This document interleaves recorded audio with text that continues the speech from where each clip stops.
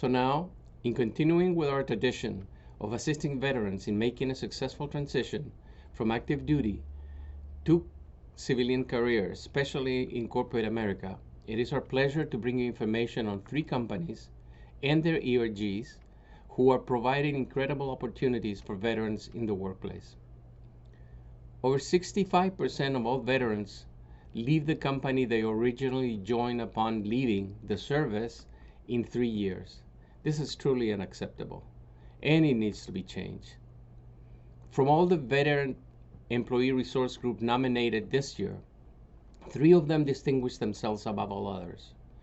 These veteran ERGs and the companies they are part of are implementing and creating programs focusing on providing a nurturing environment for veterans and changing the dismal rate of retention of veterans in corporate America. Latina Style is proud to recognize these top veteran employee resource groups. So we have Walmart and their ERG serves. From USAA, we have VetNet. From Wells Fargo, we have the Wells Fargo Veterans Team Member Network.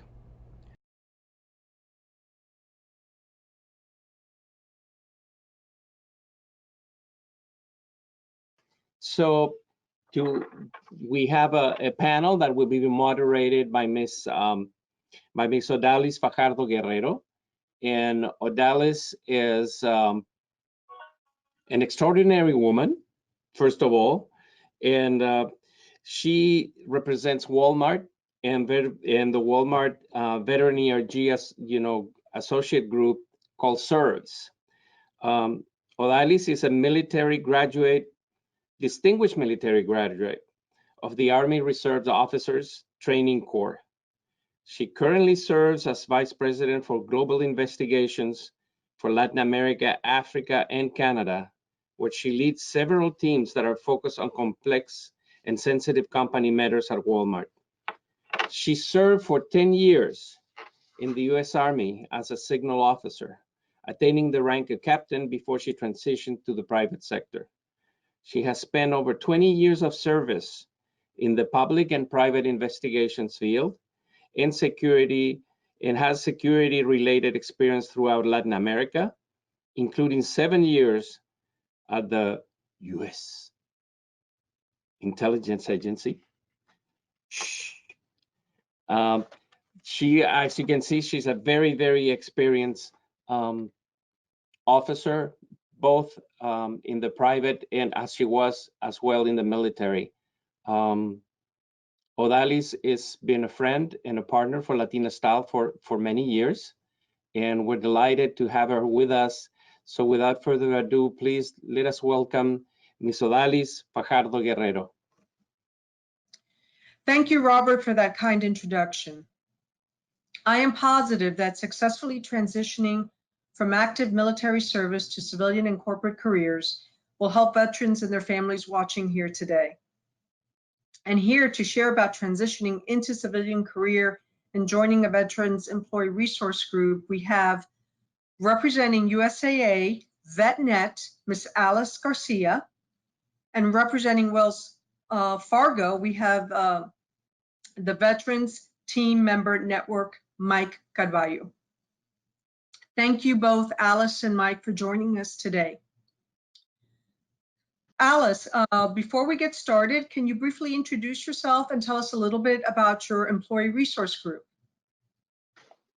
Yes, I'd love to. Thank you. Hi, I'm Alice Garcia, and I served in the Army for a little over 5 years as an adjutant general officer. And now I'm at USAA as a business strategy and planning director.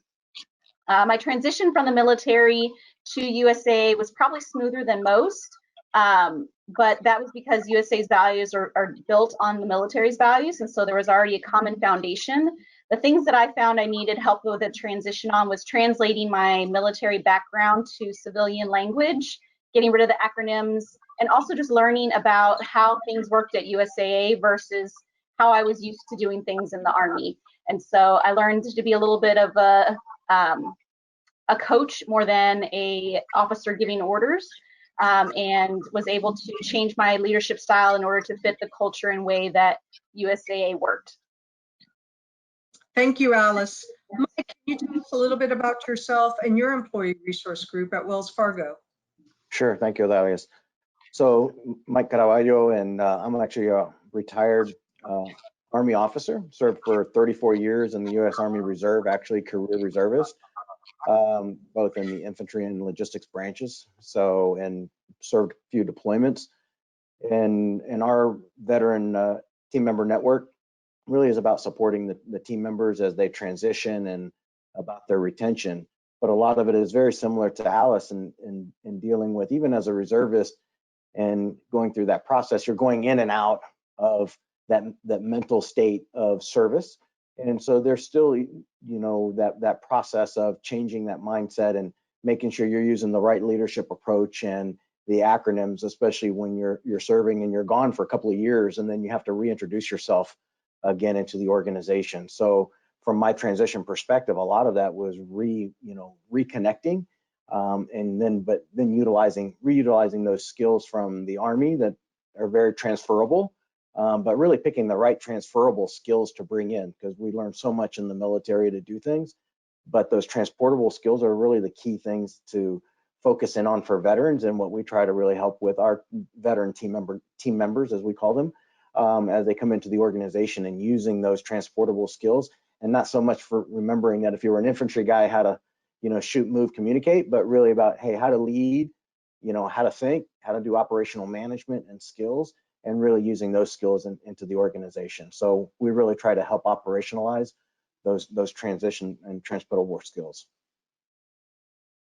Thank you, Mike. Thank you, Alice. So let's get started with the discussion for today.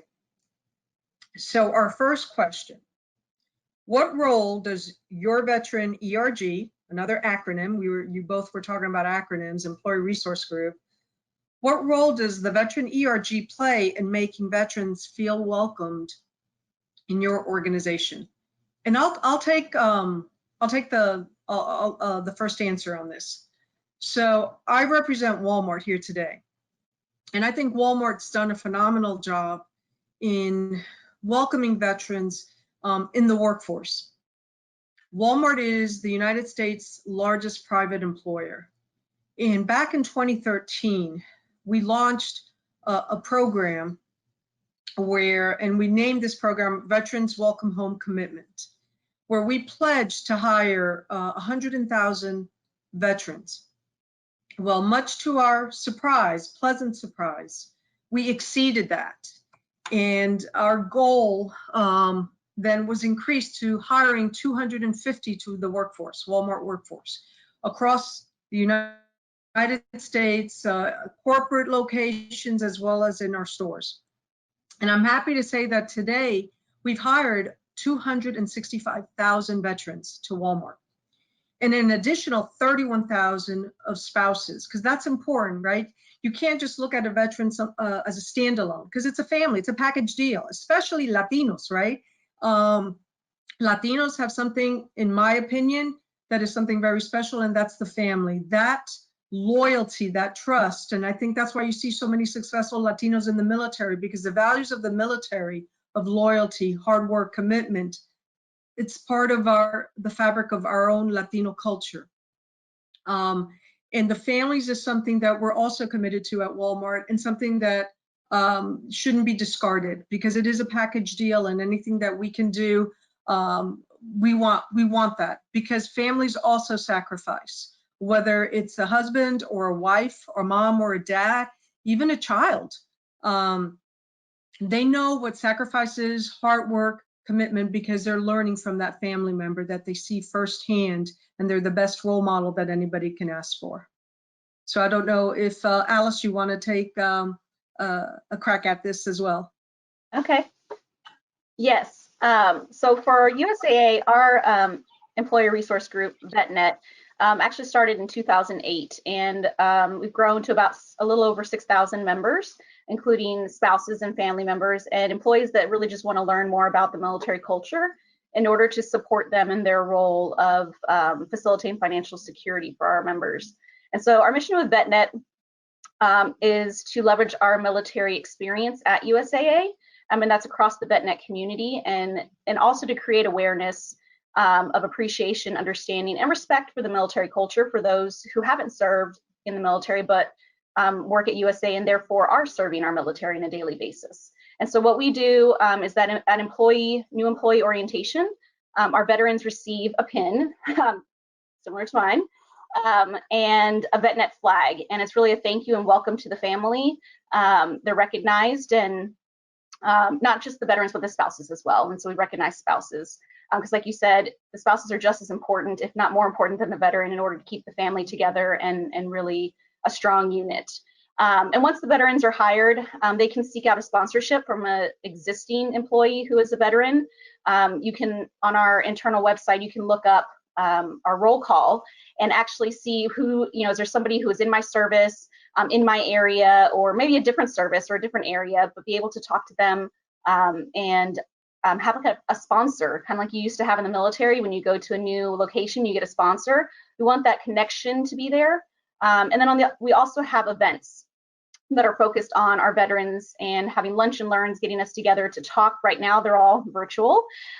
We usually have an annual picnic for Veterans Day. We get together and watch military movies and just talk together about our transition, our life in the military, as well as our USA life, and getting to understand how those two go together and how we can best leverage our military experience while also transitioning well into USA's corporate culture.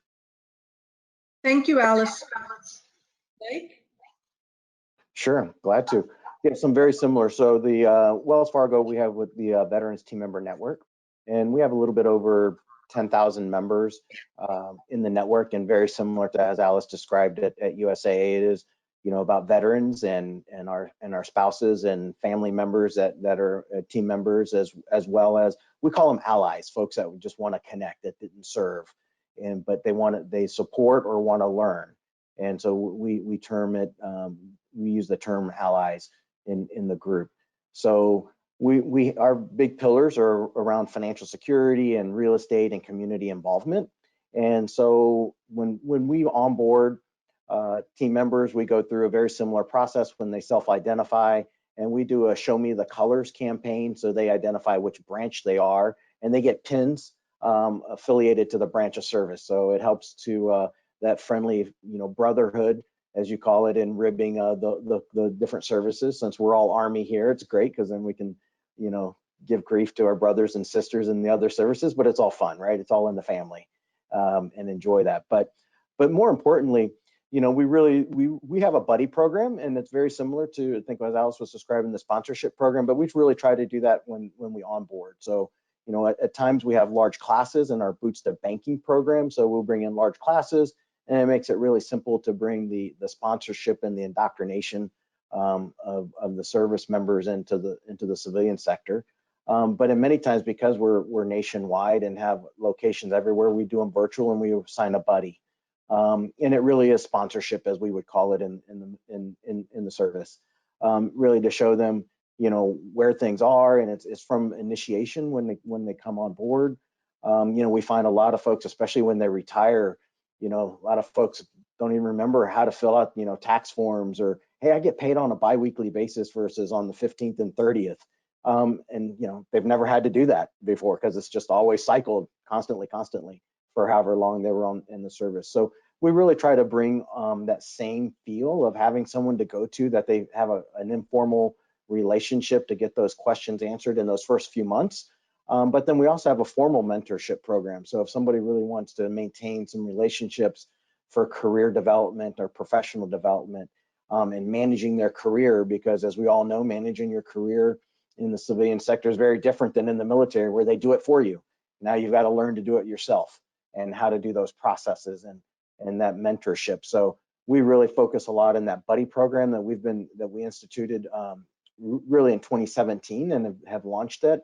And we have a formal that mentoring program to really help and partner so they can do that career development. Then as a VRG, we have networking events that we do monthly, and now we're doing those virtually because of the current situation. But it's really so folks can meet folks in different parts of the business or the organization, and where they can map themselves or what's different, and really learn, because I think that's one of the greatest skills that service members bring to an organization is networking. We, especially as Latinos, oh my gosh, you know, you find another Latino someplace, it's, hey, how can you, yeah, I'm gonna come for you when I need help. You know, I'm Puerto Rican, so if I find another Puerto Rican, it's like, what can, I need some help, you know, and always there to help one another. And so we really try to build that same cultura in the VRG, but just from a veteran perspective, as we do. But, you know, really professional development and networking and learning those skills is the key things that we as the VRG really try to help our veterans assimilate and maintain while they're at the company. Thank you, Mike. Thank you, Alice. Just terrific stuff that your respective companies are doing. So thank you.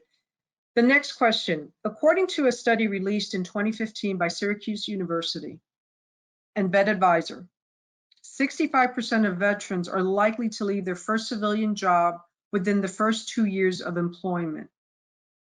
What does your company and veteran ERGs do to ensure veterans retention? That's a great question. That's a huge challenge, not just for veterans. When you think about it, just when you're recruiting. And I think one of the things that Walmart does, and it's very similar to both what you described, it's about mentoring, it's about development. Because any employee, whether veteran or not, we want them to be successful in their new jobs and their new roles. And I think Walmart, because of the size and breadth of the organizations, we have an advantage, I think, to doing that. And the sponsorship is very important. The mentorship is very important.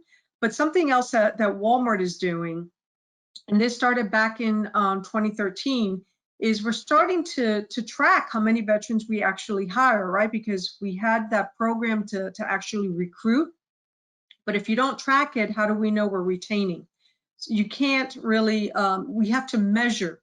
So we understand what's happening, and we're starting to do that. We have a team dedicated to doing that and focused. And the other thing that we're also doing simultaneously within the organization is we have a lot of activities for veterans, and it's not just for veterans, it's for civilians, because the more we learn about veterans and their families, what they did, how they do it, the better a non-veteran, a non-military associate will be in mentoring, in developing, in understanding what those skill sets are, so they can tap into it, help them tap into that diamond in the rough, so we can start polishing that diamond.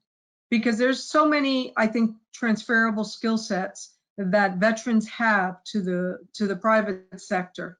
And sometimes it could be a little bit intimidating when you've served and you're coming from active duty. Can I do this? You know, I'm just used to chain of command. Yeah, you can. And I think the more folks that are non-military oriented learn about the military, the more successful all of us will be. And I think that's a very important tool that we use to ensure that we retain the top talent, because we want the best of the veterans, as I'm sure both your organizations and your companies do. But that is something that we do and we do take seriously. But I think the networking, the sponsorship, and the mentorship is very, very important. Alice? Yes, I agree with you on all of those points. One of the things that I would echo and add to is that sense of community and camaraderie. You know, we all have that in the military, where you were attached to your unit and you felt like, for good or bad, you were all involved in each other's lives and you just knew each other's families, and you kind of miss that when you first leave the military. And so we've tried to build that same type of camaraderie and family and community across VetNet. And again, not just with VetNet, but also with our diversity business groups. And so USA has a plethora really of diversity business groups across all of the different communities and diversity groups, and finding ways for VetNet to get plugged in to Peak, our African American diversity group, or to Dunamis, which is our differently abled group, and being able to connect and show how we have commonalities across the enterprise. Because for USA, it's not just that VetNet is responsible for retaining our veteran employees, but it's really the enterprise as a whole. And so from our leaders all the way at the top, all the way down to the newest employee, we all understand that keeping that connection to the military is really what keeps us strong in our ability to support our members on a daily basis. And so keeping that connection is important. Like you mentioned, we have some events. We celebrate all the service birthdays. Now we're doing those virtually. We celebrate Memorial Day. We just celebrated Patriot Day for September 11th. And bringing that culture to life does help to make our veteran employees feel connected, but also know that they're cared for. So we do encourage our employees to not just have a mentor or sponsor that is also military, but to have a civilian one so that you can understand the differences and respect those differences as well. So it's learning from both sides, which you mentioned, Odalis. Another thing that we like to point out is that, it is also the employee's responsibility. So, coming out of the military, you're trying to figure out what the right place is for you to start that career. And you may find out that USA isn't that place. Maybe you want to start your own business or you want to do something else, but it's our responsibility as a company to support you. And so we have ways for you through tuition assistance and other things to get that education, or to maybe get a certification in something that you want to pursue after your career at USAA. And so it's knowing that while we may be the fit for you now, you may decide that there's something else you want to do later, and we want to support you so that no matter where you go, you still had a wonderful experience at USA and you learned and grew while you were here. That is so very true. Thank you, Alice. Mike? Yeah, no, thank you. And Alice, I think you hit a great point, right? The military is a true representation of our society and cross section, and by volunteerism, it really is a fair representation of our society.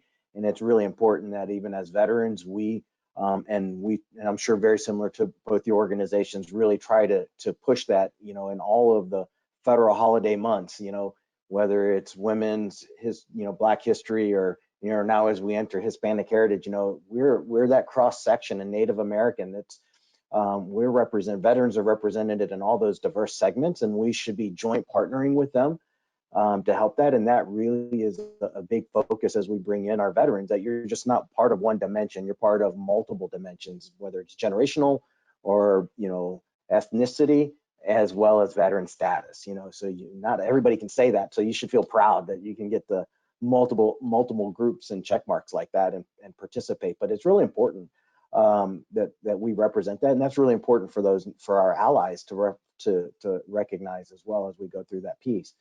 But really, one of the things that I would add that we try to focus in on to help our retention rate is something that I actually talked at the beginning, is really in that recruiting part. And as the Veteran Team Member Network, we're really closely aligned and partnering with our recruiters because, as such a large organization, very similar to Walmart and USAA, not all of your recruiters have military background and understand all the lingo and can read the resumes. So our VRGs, we actually have veterans that go to all of the job fairs, whether they're virtually or on site, and participate. And I tell you, it's helped quite a bit in our space to recognize folks and talk through when somebody comes in, and says, I just want to be a project manager. Well, that's kind of that canned line of maybe, from a transition office, and says, let's talk your real transportable skills, and let's level set that you're finding the right job. Right? Or don't settle on a position that you're going to be, that you think you can hunker through for a year just to get into an organization. Don't come in for a company for just that. Come in to try to find a job that you can start to grow from, to fill that career in those pieces. And we find that a veteran speaking to a veteran, or someone who's not in the HR role, has that little bit of a candid conversation, and it really helps in the recruiting process. And we're finding that helps in our retention process down the road. And you can't do that for all the folks, but where we have those large, massive groups, like here in San Antonio, with a large transition point, or those other bases where we have big points of concentration of Wells Fargo and service members, we really try to maximize that, because we're finding that is a key strength. Our military talent recruiters do a great job sourcing, but sometimes it's really having that extra voice of, a veteran to a veteran, talking through and really learning, like, hey, talking through a resume. And I've used it many a times. It says, hey, as a leader in the service, whether you're a non-commissioned officer or an officer, don't you do risk management every day? You you have to do a safety check. You do a safety plan every day. Well, that's kind of a form of operational risk. So that's risk management in a format. So really think long and hard about the skills you're not probably giving yourself credit for in opportunities. And sometimes our HR partners may not know that. So it really helps build opportunities and way for veterans to look at their resume and other jobs to associate with. And so we find that retention really, that it is starting to grapple in our retention. And then we do try to layer that with, similar to Alice spoke to earlier, finding non-veterans to mentor with and speak with, because then they get that different perspective of what's the right jargon, how to look at things, how to do the analysis different, as we make decisions and look at strategic planning from the military is very different in our sectors, whether it's in Walmart or the financial services sector. It's very different, but understanding second and third order effects is important regardless of what industry you're in. So how do you combine those skills? And it's helped our retention through that mentorship, but I think is the better upfront you can do in the recruiting process and job matching and helping source folks and aligning them with the right company for growth. Not always has to be the right first job, but a place where they feel like they can come in and they can grow, just like you do in the military. You spend a year or two in a job, you move to the next place, and you go on in there, that there is a path to do similar functions like that or a similar process. And I think that explaining that up front where they understand there's those growth opportunities really helps the retention. And it's not just a job, it's another career that you're embarking on, whether the organization is. And so it's the career that you make it and you self-manage. So really ingraining that in them when they come in and teaching how to navigate those waters is where we're headed.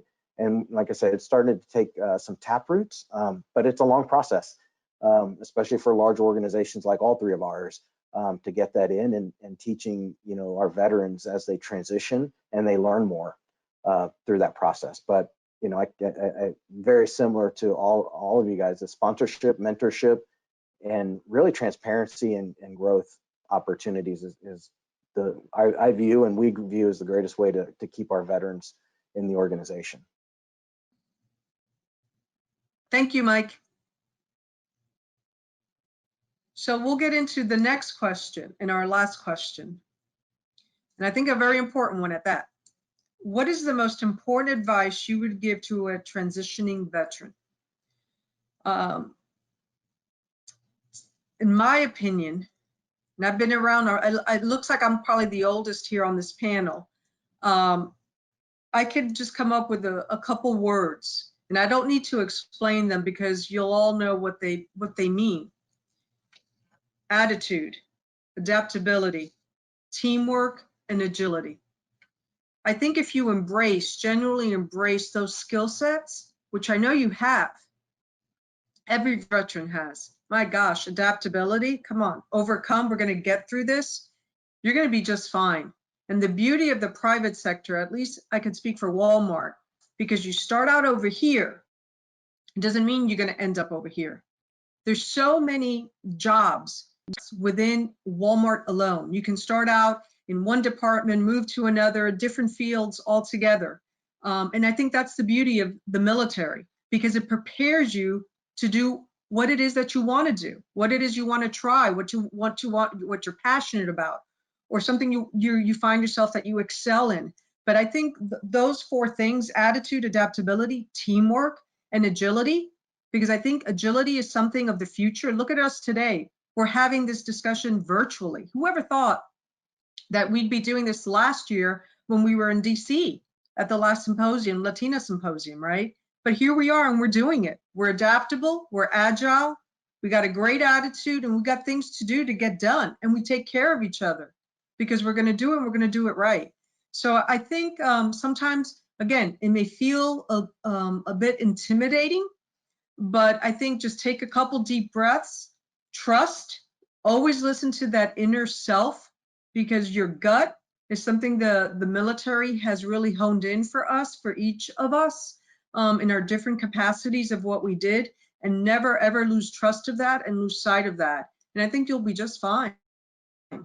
but always, aspire for the next level, aspire for the next job, and always give it your best. And last but not least, integrity. And that's something that distinguishes us. And that is a skill set that I hope will always be of value and of service to anybody in government or the private sector. Mike, I'll throw this one to you next. Yeah, you hit on a lot of great things there, yes. And I always say one of the biggest pieces of advice for a transitioning veteran, and is very similar to, the Army values. We have the P, which is personal courage. I kind of changed that in our transitioning space to professional courage. You have to have professional courage to make that leap into the next career and evaluating that. But it's really building on the things that you just mentioned, in trusting the skills that you've learned through the service, and adaptability and leadership in those approaches, and trusting in those pieces, because, as leaders, and falling back on those transportable skills, which is what that, corporations like us and organizations like us are really investing in, and the best of the best that can really bring those transportable skills of leadership, teamwork, adaptability, agility, resiliency. You can put a lot of different adjectives around it from that perspective, but it is what those service members bring. And I think one of the things that service members bring and try to bring up to our current environment, that brings an advantage is some of this stuff. Service members are used to, adverse situations and dealing with pressure and staying calm. And so I think some of that I think this is a perfect situation where it really highlights folks that utilizing those skills. And, when you go, even if it's to the National Training Center or regular, just non-combat environment, you still go through those stressors and how to deal with those. And I think that's part of that professional courage, is using some of those skills and teaching folks that have not been how to deal with those stressors and how to really stay calm, because when you stay calm, you're creative and you think of solutions and you bring collaboration and teamwork. And so it's really relying on those skills that, which regardless of which sister service you've learned it from, we all learn fundamentally the same. But it's that professional courage and trust in what the service has taught you, and relying on that. And also the last part that I would always say is, don't undersell yourself. I think sometimes service members, try to be too humble on what they've done and what they've learned, and they don't sell themselves when it's through this process that you have to go through in the recruiting. You have to sell yourself. And we don't always have to sell ourselves in the military, because we can provide a packet, it goes to a board, somebody looks at it and does it. But when you're going through a recruiting and job environment, it's like, this is the time to be proud of what you've done, because people that aren't service members are proud of you. Let them know and really show what it is, and have that courage to show it and trust it, because it will help you get the job and the career, put you on a new career path to meet your goals. Thanks so much, Mike. Alice? So I would echo what you both shared already, and add a little bit more of a spin. I sometimes find that when I'm talking to veterans, that they're waiting until their transition assistance date, like their TAP program, to then figure out what they want to do. And so my biggest piece of advice is to start early. If you're starting to think about getting out, or when you're going to retire, or you have an inkling, it's really time to start looking and seeing what's out there. You really have to figure out, what do you want to do? Do you need to go back to school? Do you need to get some certifications? Do you already know what industry you're interested in, or you think you know? And maybe you want to spend some time talking to folks in that industry to see if your dream job really is your dream job, or even becoming an entrepreneur. A lot of our veterans, have really enjoyed what they've learned in the military and want to be their own boss. And so once you determine kind of what your options are and which one you really want to pursue, I think that helps to narrow down your choices and what your next steps are. And so getting involved with groups like Veterati or American Corporate Partners, or if you're going to be an entrepreneur, Patriot Boot Camp, some incubators or accelerators, getting with the Veteran-Owned Business Association will help you find resources that are readily available for you, whether it's Hiring Our Heroes has a resume builder. They have a tool that will help you translate your military skills to civilian skills. And so I think as long as you start early, you'll at least have a heads up as to what you're going to think about wanting to do. That way, if you start going down a path and you realize that's not the job that I really thought it was, now that I've talked to someone in this dream job of marketing maybe, and you find, I really think I need to go back to school and get a different degree or a certification in order to get a different job, you have the time to do that. And looking into your benefits really and seeing what is the government giving to you, or your state or your city or county. There's a lot of different programs that are not just nationally run but state run, or from your local community that will help you get the skills or certifications or schooling that you need. But if you wait until the day before, a month or two before you're going to get out, you're going to be lost, and it's going to take you that amount of time to get caught up. And so my biggest piece of advice is always to start early and figure out what you want to do so that you just don't get stuck with something while you're then figuring out what you really want to do. Thank you, Alice. Thank you both. If I could just take a moment just to comment on something, especially something that Mike said when he said, don't sell yourself short. I'm just going to make a comment now that is separate from military, and it's focused more toward women. There's been a lot of studies of professional women, not military veterans or anything like that, where women in the workforce tend to sell themselves short.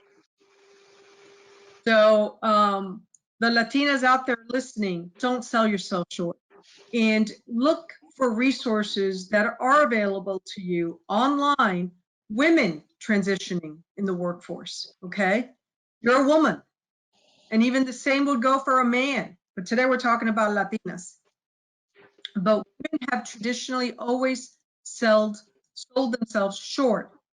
And that's and a great example, I'll never forget, someone told me, you look at a man's resume, you look at a woman's resume, same background, and you'll see how he's an expert in this, this, and this, and the woman is more humble, more honest, sells herself short. Because the man's attitude is, you know what, I'm going to get the job and I'll figure it out. I'll teach myself, I'll learn it. A woman is trying to be more honest, is just more humble.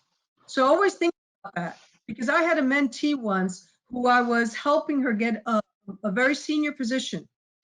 Eventually she got it. And I remember when she showed her resume, she did that. And I said, Lourdes, you're an expert here, you're an expert here, you're an expert here. Think like a man. And guess what? She got the job today. So I'm not saying embellish, I'm not saying lie,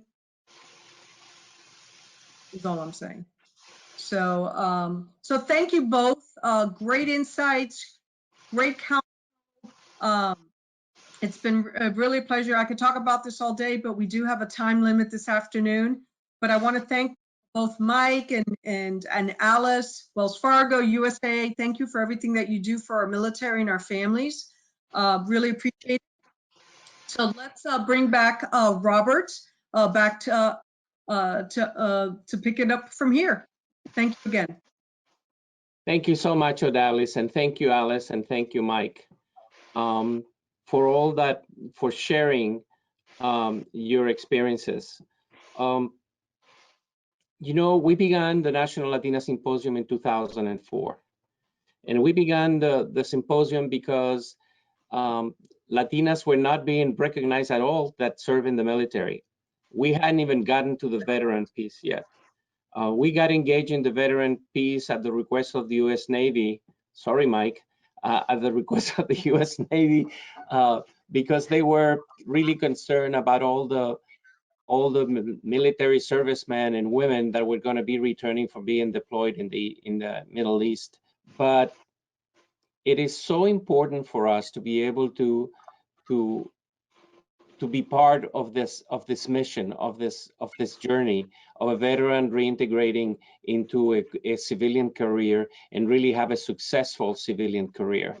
And I am so touched by the companies that really do a lot for the veterans, because when it was announced that we were going to be hiring 5 million veterans, we're going to be hiring 10 million veterans, everything that was happening at that point in time, he says, yeah, and how do we do that? Oh, we put a little box there in your resume that you can check off indicating that you're a veteran. That's our veteran recruiting program. But no, there are companies such as yours, such as Walmart and USAA and Wells Fargo, that are doing way beyond that. And then not only that, it's not only the recruitment, it's the retention piece that is so important. Alice, you're 100% right on the fact that we desperately need to begin to prepare ourselves at least 2 years in advance. Because you're not going to go to a job interview and come there and says, well, what kind of a jobs do you have in your company? You know, and unfortunately that happens.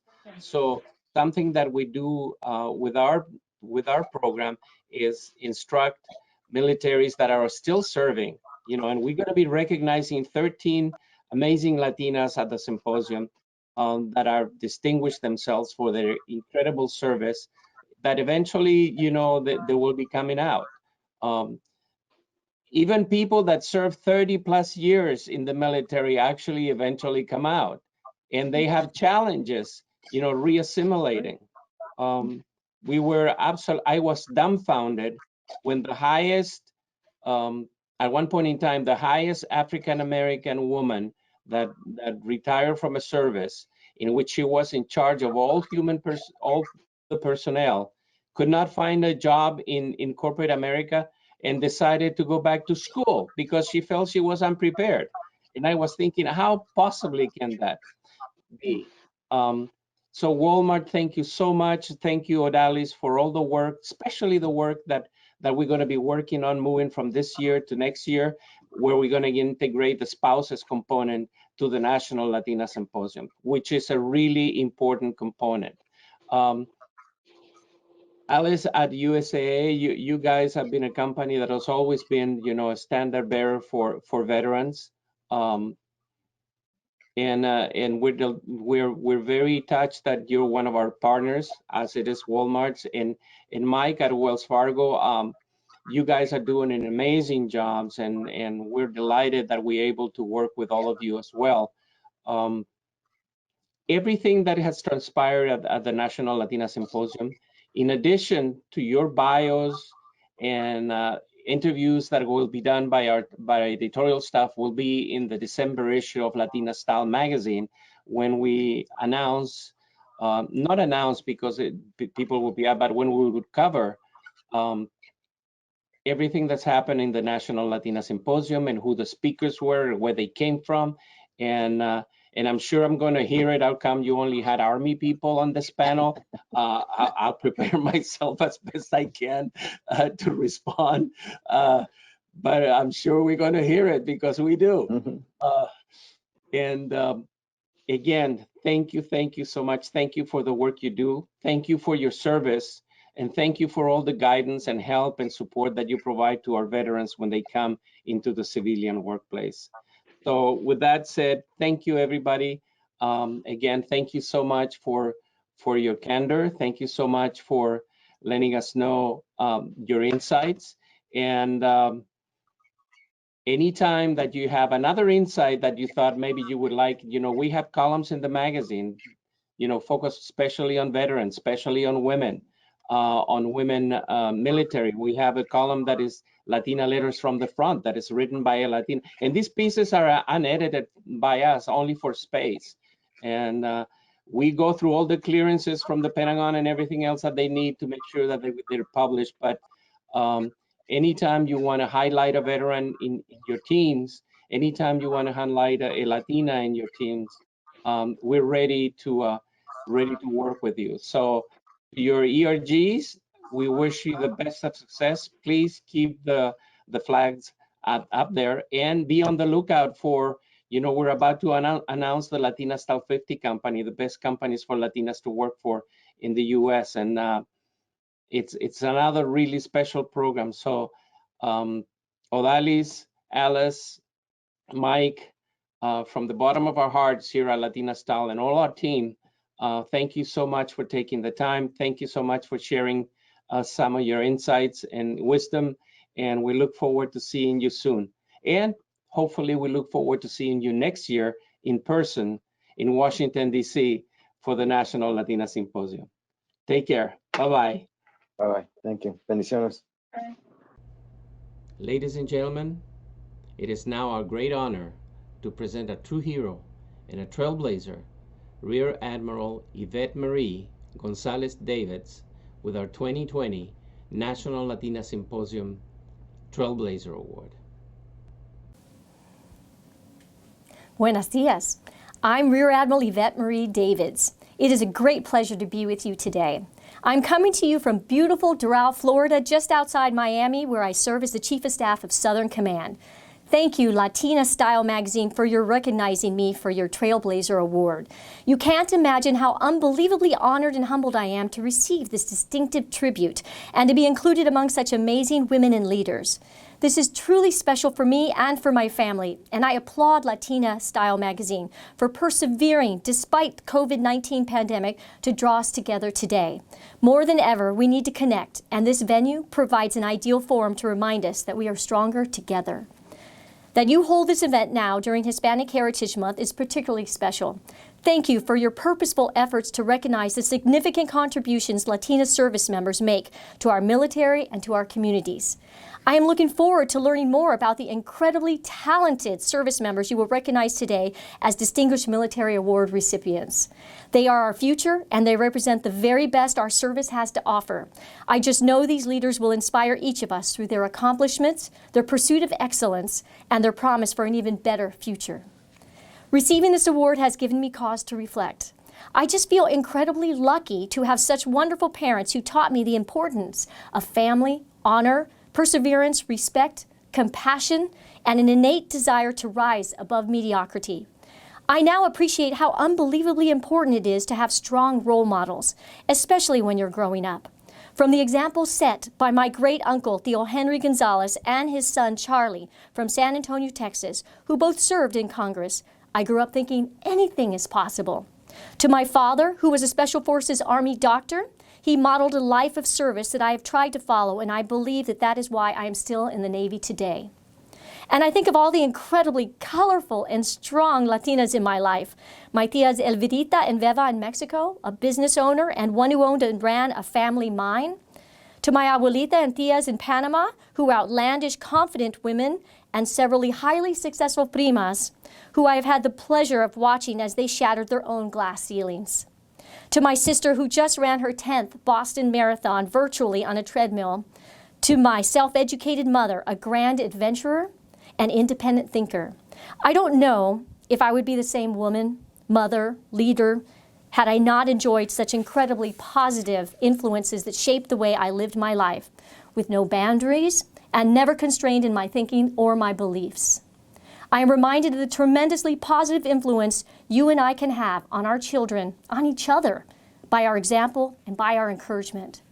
Through my naval career, I have had the great fortune to serve with and for some truly phenomenal leaders who encouraged all of us to grow into who we were meant to be. From my first ship, USS San Jose, a supply ship out of Guam in the 1990s before women were allowed in combatants, my leadership gave me the opportunity to serve for 10 days aboard a warship in the Arabian Gulf.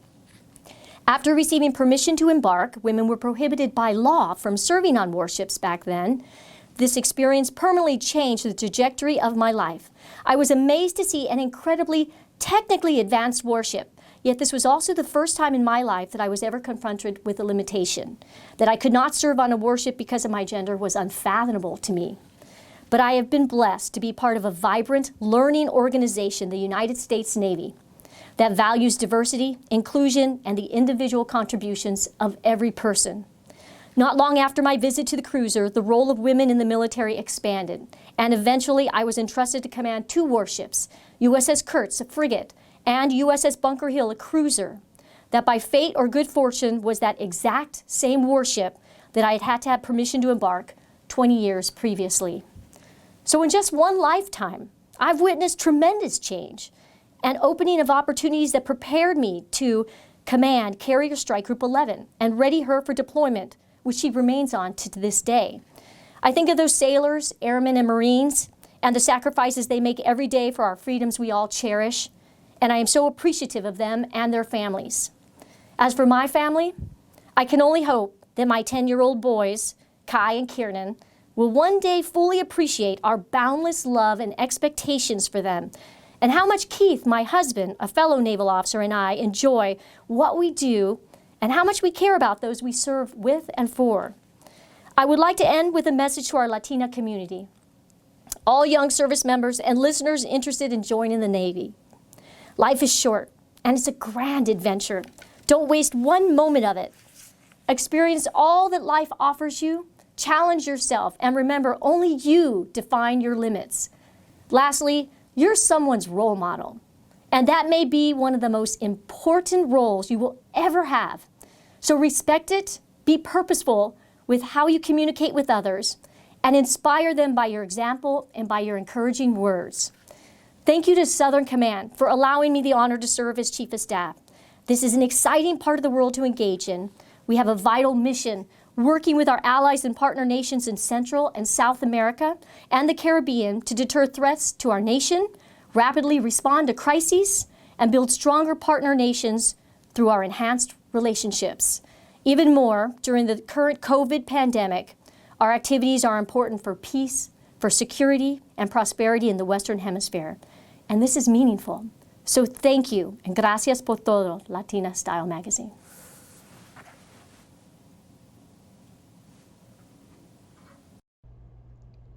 Thank you so much, Rear Admiral, for those inspirational remarks, for the service to our country, for being a role model to our youth, and for being just plain the amazing person that you are.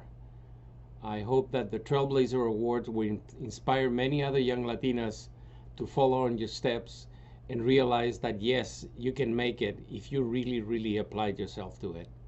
Thank you so much. Now, it is my pleasure to introduce you to today's keynote speaker, Brigadier General Aida Borras. Brigadier General Aida Borras has distinguished herself by becoming one of the few Latinas in the Army Reserve to reach a Brigadier General ranking, which she did in February 2019. As Commanding General of the Military Intelligence Readiness Command, she commands all continental U.S. and outside the continental U.S. Army Reserve military intelligence, strategic, operational, and tactical units. She serves as the Army Reserve Senior Intelligence Officer and works in conjunction with Army G2 and other senior Army leaders to represent America's Army Reserve on multiple strategic initiatives.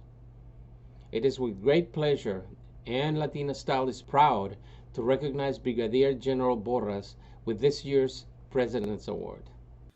Good morning, Latina Style Magazine. Thank you for selecting me as this year's recipient of the President Award. I am deeply humbled and honored by this recognition. I am Brigadier General Terry Borras, Commanding General of the Military Intelligence Readiness Command, located in the National Capital Region of the United States. Hispanic Americans have a long and rich history of service to the nation. Our Latina heritage is a diverse cultural legacy. Today, more than 142,000 Hispanic Americans serve in the total force. But my story is not unique or special.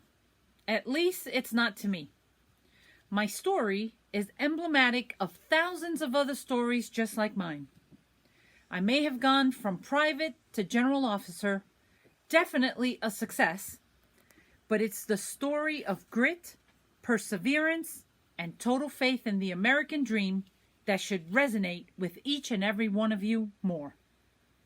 My story is as much about being Latina as it is about being an American. I grew up in the South Bronx area of New York. My sisters and I shared a small 2-bedroom apartment with our parents. Both blue-collar workers, we never had a lot, but I never felt like I didn't have enough. My parents came to the mainland from Puerto Rico for the same reason that most people come to the United States. They came here because they believed in the American dream. They believed there were greater opportunities here for their children. They had faith that this dream would enable their daughters to thrive and to reach the pinnacle of their personal success. So after high school, I enlisted in the Army. Back then, the recruiting pitch centered around be all you can be. After 34 years of service, I can tell you this. The American dream is not easy. The road is not straight.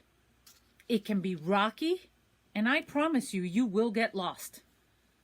But it's your faith and your commitment to your personal dream that can never waver. The American dream is all about possibility. You must invest through grit, perseverance, and an unyielding commitment to yourself. You can create the opportunity for those who will follow in our footsteps. I remain ever grateful that this nation wanted me to be successful, but it was never going to happen for free. In the end, it was about me being one of the millions from every possible walk of life who was able to make good on our family's initial investment. Let me conclude by challenging you to make a difference. Big or small, every action has an impact. It is easy to feel discouraged or that problems are just too overwhelming. Yet each one of us can make a difference. It is up to me and it is up to you. Find ways, big or small, where you can make an impact and take action. Your personal legacy demands it. I'd like to thank Latina Style Magazine and everyone who made today possible. Enjoy the symposium. Learn from your fellow Latinas. See you around the world. Always engaged.